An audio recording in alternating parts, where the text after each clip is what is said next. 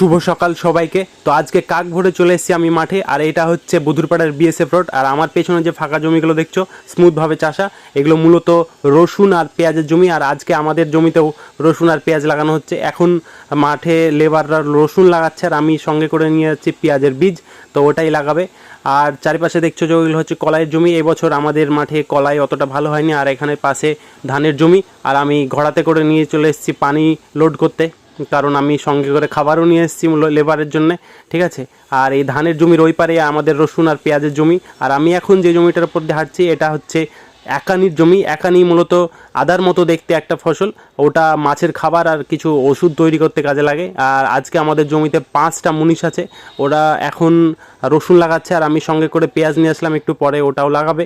তো আজকে আমার পেঁয়াজের বীজ আর খাবার দেওয়া কমপ্লিট হলো। তো আজকের মতো এখানেই শেষ করছি, দেখা হচ্ছে পরের কোনো ভিডিওতে। ধন্যবাদ।